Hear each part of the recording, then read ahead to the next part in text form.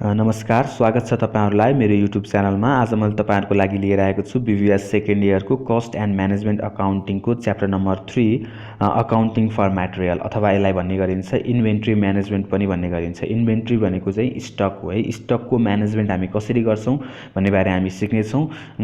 यसको लागि तपाईहरुलाई थ्योरी पनि एकदमै इम्पोर्टेन्ट छ र यसको न्यूमेरिकल पनि एकदमै इम्पोर्टेन्ट भएकोले मैले तपाईहरुलाई पहिला थ्योरी र यसको फर्मुला सिकाउने छु। हामी त्यसपछि अर्को पार्टमा हामी यसको ट्यू सोलुसन पनि सिक्ने छौं। त्यसैले मेरो च्यानललाई सब्स्क्राइब गर्न नभुल्नु होला र अर्को पार्ट चाहनुहुन्छ भने कमेन्ट गर्नु होला। केही नबुझ्नु भएको छ भने पनि कमेन्ट गर्नु होला र तपाईहरुको साथीहरुमा शेयर गर्नु होला। यो भिडियो सुरु गरौं आजको भिडियो। सुरुमा हामी यसको थ्योरीबाट हामी सुरु गर्ने छौं। थ्योरीमा हामीलाई सुरुमा बुझ्नुपर्ने हुन्छ इन्भेन्ट्री भनेको के हो त, स्टक भनेको के हो। स्टक भनेको अथवा इन्भेन्ट्री भनेको के हो हामीले नबुझिकिन त्यसको म्यानेजमेन्ट कसरी गर्ने त हामी के सिक्ने है। त्यसैले हामी इन्भेन्ट्री भनेको के हो त बुझौं। तपाईहरुलाई थाहा नै होला, त्यही पनि म तपाईहरुलाई सिकाउँछु। इन्भेन्ट्री भनेको चाहिँ हामीले भविष्यमा प्रयोग गर्नको लागि हामीले आज नै केही सामानहरु बढी मात्रामा खरिद गरेर राख्छौं भने त्यो सामानलाई चाहिँ के भन्छौं त हामी स्टक अथवा इन्भेन्ट्री भन्छौं है। यहाँ पनि त्यही भनेको छ साथीहरु, to purchase more material in present for the use in the future is inventory. त्यही नै हो है। आज हामीले बढी सामान खरिद गर्ने के को लागि त, भविष्यमा युज गर्नको लागि भने त्यो सामानलाई हामी के भन्छौं, स्टकमा भएको सामान इन्भेन्ट्री गुड्स भन्छौं हामी है। जे पनि हुन सक्छ, त्यो गुड्समा र मटेरियल हुन सक्छ, सेमी फिनिश गुड्स हुन सक्छ, फिनिश गुड्स हुन सक्छ, केही टुल्सहरु हुन सक्छ, स्पेयर्स पार्ट्सहरु हुन सक्छ, सप्लाइजहरु हुन सक्छ, जे पनि हुन सक्छ। तर ध्यान दिनुपर्ने कुराहरु, इन्भेन्ट्री जहिले पनि ठिक्क मात्रामा हुनुपर्छ। हामीलाई जति चाहिएको त्यति हुनुपर्छ, न बढी न कम। हामीलाई ठिक्क अप्टिमम हुनुपर्छ त्यसको साइज चाहिँ जहिले पनि है।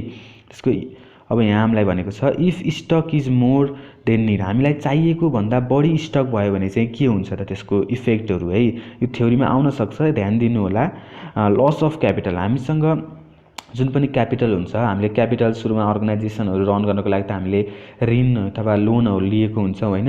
त्यसमा हामीले अझ बढी नै स्टक हामीले युज गर्यौं अथवा बढी स्टक हामीले राख्यौं भने त त्यसले हाम्रो क्यापिटलमा के गर्दिने भयो त, लस गराइदिने भयो है। जुन हामीले त्यो लोन लिएको हुन्छौं क्यापिटलमा, अब हामीले बढी स्टक गरेपछि त्यो बढी राख्न पर्यो। त्यो स्टकलाई जति स्टक बढी राख्यौं हामीले त्यति इन्ट्रेस्ट पनि हामीले बढी तिरिराख्नु पर्यो है। हामीले त्यो स्टक जुन हामीले सामान राख्नेलाई चाहिँ एउटा छुट्टै कोठा चाहियो, एउटा हुन्छ नि त्यसलाई राख्ने ठाउँमा राखेको रेन्ट त्यसलाई तिर्नु पर्यो हैन। त्यसले रेन्ट पनि इन्क्रिज हुनु पर्यो। त्यसको सामानको हामीले इन्स्योरेन्स गरेको रहेछौं भने त्यसको इन्स्योरेन्स प्रिमियम पनि अझै तिरिराख्नु पर्ने भयो।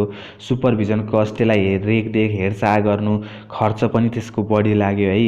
Material are used daily and they may be damaged or destroy हैन। अब हामीलाई बढी रहेछ भने त्यो चाहिँ रहिराख्ने भयो, सामान बढी रहिराखेपछि त्यो ड्यामेज हुन सक्छ, त्यो सामानको अस्तित्व हराउन सक्छ हैन।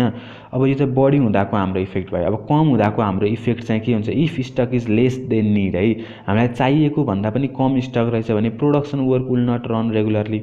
अब हाम्रो कस्टमरलाई त्यो सामान चाहिसक्यो, हाम्रो स्टकमा त्यो सामान छैन भने हाम्रो कस्टमर त एउटा सेटिस्फ्याक्सन हामीले दिन सकेनौं, त्यसमा पनि प्रोडक्सन वर्क पनि रन हुँदैन रेगुलरली है। सप्लाई विल बी इरेगुलरली हैन, सप्लाई पनि इरेगुलर हुन्छ, कस्टमरमै डिक्रिज हुन्छ, हाम्रो प्रोडक्सनमा पनि प्रोडक्सन वर्कमा पनि राम्रोसँग इफेक्टिभ वेमा रन हुन सक्दैन है। अर्को मेन इम्पोर्टेन्ट क्वेशन अब आउन सक्छ तपाईहरुलाई, यो पनि एकदमै बुझ्नु होला। मोटिभ्स अफ होल्डिङ इन्भेन्ट्री भनेर तपाईलाई 2 मार्क्समा पनि सोधिराखेको पाइन्छ, ओल्ड इज गोल्ड हेर्नु होला। यसमा 3टा मोटिभ्स छ हेर्नु है। ट्रान्जेक्सन मोटिभ्स एउटा छ, अर्को छ प्रिकसनरी मोटिभ र अर्को छ स्पेकुलेटिभ मोटिभ है। यसलाई नेपालीमा के भन्छ मैले त्यो लेखिदिएको छु।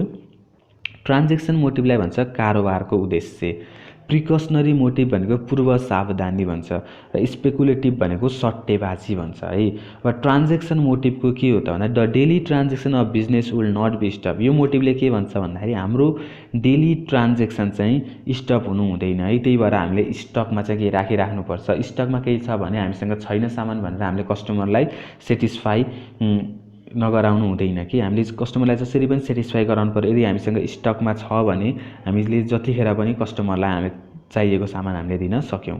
अर्को प्रिकसनरी मोटिभ भनेको पूर्व सावधानी, the stock must be kept for future if any disaster come the stock will help to run business हैन त। स्टक भनेको एउटा पूर्व सावधानी पनि हो कि अनि त अब यदि हामीसँग भएको सामान यदि केही भयो, चोरी डकैती भयो भने हामीसँग यदि स्टकमा कतै सामान राखेका छौँ भने त्यसले हामीलाई के हेल्प गर्ने भएन त। हामीसँग मानौँ हामी छुट्टै पसलमा कति सामान छ तर गोदाममा हामीले स्टकमा टन्नै सामान राखेको छौँ भने पसलको सामान चोरी भयो भने हामीले गोदामको सामान राखेर हामीले बेच्न पाउने भयो भने त्यही हो, पूर्व सावधानी पनि हो इन्भेन्ट्री भनेको। अर्को छ स्पेकुलेटिभ मोटिभ। स्पेकुलेटिभ मोटिभ भनेको के हो भन्दा सट्टेबाजी। सट्टेबाजी यसलाई के भनेको छ यहाँ भन्दा if the producer realize that the cost of good may increase in future, so that the producer keep stock in present to sell that stock at the time of increasing price of goods and to increase profit। यो पनि एकदम important छ, यहाँ ध्यान दिएर पढ्नु होला। If the producer realize that the cost of goods may increase in future.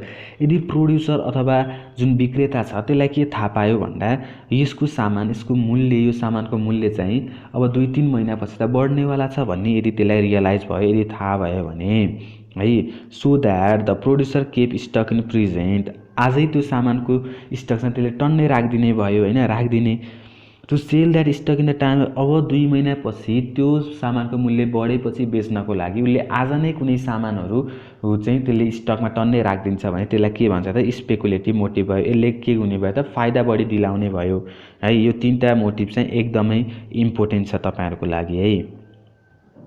अर्को इम्पोर्टेन्ट छ हाम्रो लागि एबिसी कन्ट्रोल सिस्टम। यो पनि म्याक्सिमम टाइम तपाईँहरूलाई थ्योरीमा सोधिराखेको छ यो च्याप्टरबाट। एबिसी कन्ट्रोल सिस्टम भनेको अलवेज बेटर कन्ट्रोल। के कसरी कन्ट्रोल गर्ने त हामीले भनेर यहाँ चाहिँ सिकाएको छ हामीलाई। यो पनि एकदमै इम्पोर्टेन्ट छ।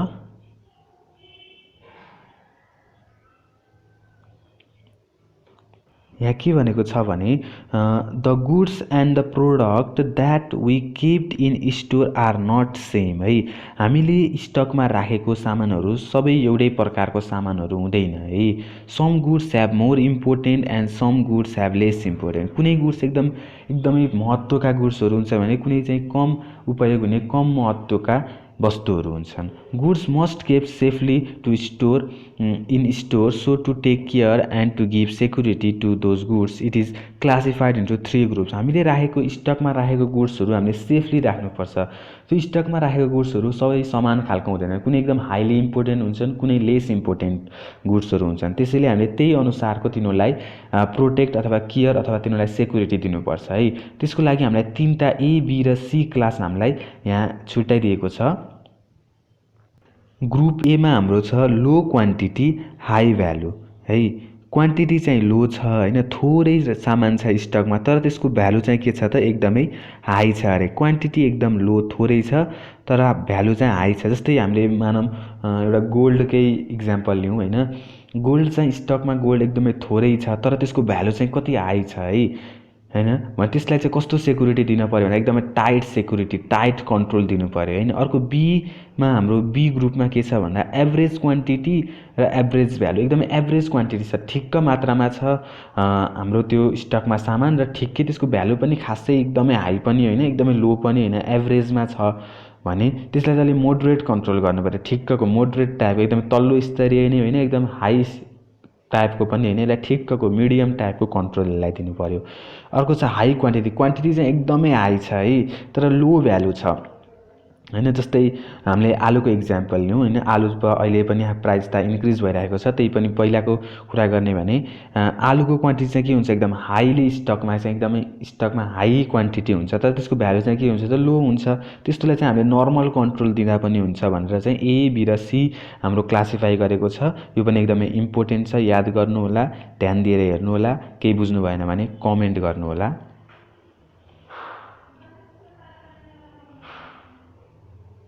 अब हाम्रो न्युमेरिकल पार्टतिर आउँदाखेरि हामीले सुरुमा जान्नुपर्ने हुन्छ फर्मुला। फर्मुला यो च्याप्टरमा तपाईँहरूले फर्मुला जान्नुभयो भने तपाईँहरूले अरू केही खासै एकदम भास्ट टाइपको न्युमेरिकल आउँदैन। त्यही भएर तपाईँहरूले यहाँ चाहिँ फर्मुला नै एकदम इम्पोर्टेन्ट छ। फर्मुला यदि तपाईँहरूलाई आयो भने न्युमेरिकल तपाईँहरूले इजिली गर्नुहुन्छ। मैले अर्को पार्टमा तपाईँहरूलाई न्युमेरिकलमा ट्यु सोल्युसन पनि गरेर देखाउने छु तर यो पार्टमा चाहिँ तपाईँहरूलाई फर्मुला मात्र देखाउने छु। फर्मुला ध्यान दिएर हेर्नु होला, फर्मुला बुझ्नु पनि आवश्यक छ है, ध्यान दिएर हेर्नु होला। सुरुमा हामीलाई एकदमै इम्पोर्टेन्ट फर्मुला छ इओक्यू अनि इकोनोमिक अर्डर क्वान्टिटी है। इकोनोमिक अर्डर क्वान्टिटीको फर्मुला के छ त 2AO divided by C, root under 2AO divided by सी। यसलाई चाहिँ हामी युनिट्समा लेख्छौँ, ध्यान दिनु होला। यसको एन्सर हामी केमा लेख्छौँ? युनिट्स। एन्सर आएपछि हामी लास्टमा युनिट्स भनेर लेखिदिनुपर्छ है।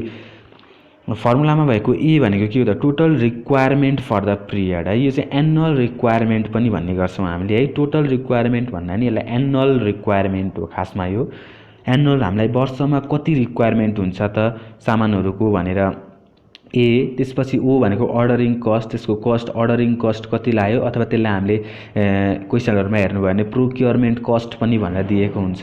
अर्को सी भनेको क्यारिङ कस्ट पर युनिट हैन, क्यारिङ कस्ट कति हो, अथवा त्यसलाई हामी होल्डिङ कस्ट पनि भनेको पाइन्छ। क्वेसनहरुमा हेर्दै जाँदाखेरि तपाईहरुलाई क्यारिङ कस्ट नै भनेर लेखेको हुँदैन, होल्डिङ कस्ट पनि लेखेको हुन सक्छ, अथवा अर्डरिङ कस्ट नै लेखेको हुन सक्दैन, प्रोक्योरमेन्ट कस्ट पनि भनेको हुन सक्छ है। प्रोक्योरमेन्ट भनेको पनि अर्डरिङ कस्ट हो भनेर बुझ्नु पर्यो। होल्डिङ कस्ट भनेको क्यारिङ कस्ट हो भनेर तपाईहरुले बुझ्नु पर्यो है। अर्को छ सेकेन्ड नम्बरको important formula, number of orders कसरी निकाल्ने। नम्बर्स अफ अर्डर्स निकाल्नको लागि हाम्रो ए बाई इओक्यू अथवा ए बाई क्यू है, यो दुईटै फर्मुला हो। दुईटै फर्मुला सेम नै हो। हामीलाई इओक्यू दिएको बेलामा हामी इओक्यू लिन्छौँ, अथवा क्यू मात्र दिएको पनि हुन्छ, त्यति बेला हामीले क्यूको मात्र भ्यालु यहाँ राख्छौँ। त्यसको एन्सर हामी के लेख्छौँ त? टाइम्समा हामी त्यसको एन्सर लेख्छौँ है।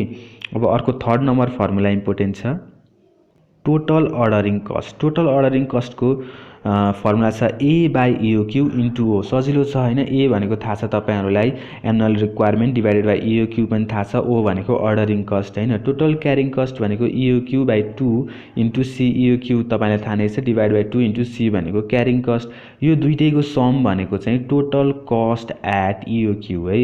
क्वेसन पढ्दाखेरि हामीलाई के डिमान्ड गरेको छ एकदम ध्यान दिनुपर्छ है। टोटल अर्डरिङ कस्ट हो कि टोटल क्यारिङ कस्ट हो कि इओक्यू हो कि टोटल कस्ट एट इओक्यू हो। म्याक्सिमम झुक्किने नै यसमा हो है।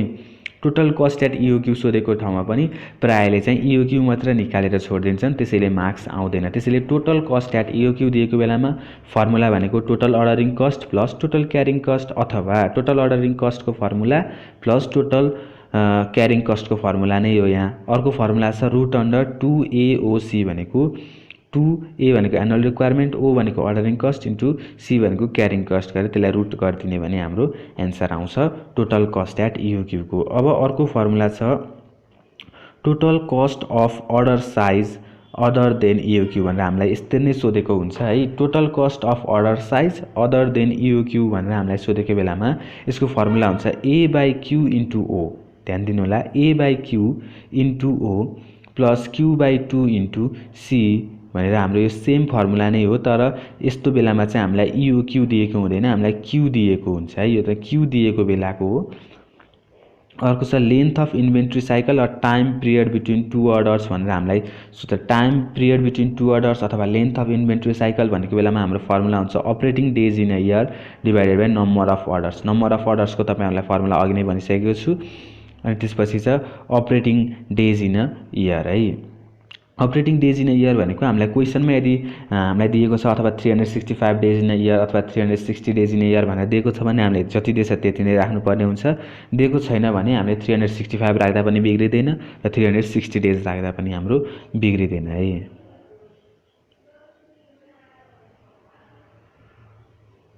अब अर्को इम्पोर्टेन्ट फर्मुला रहेको छ रिअर्डर लेभल और रिअर्डर पोइन्ट और इन्भेन्ट्री अर्डर लेभल। यो तीनटै भनेर सोधेको चाहिँ एउटै हो है।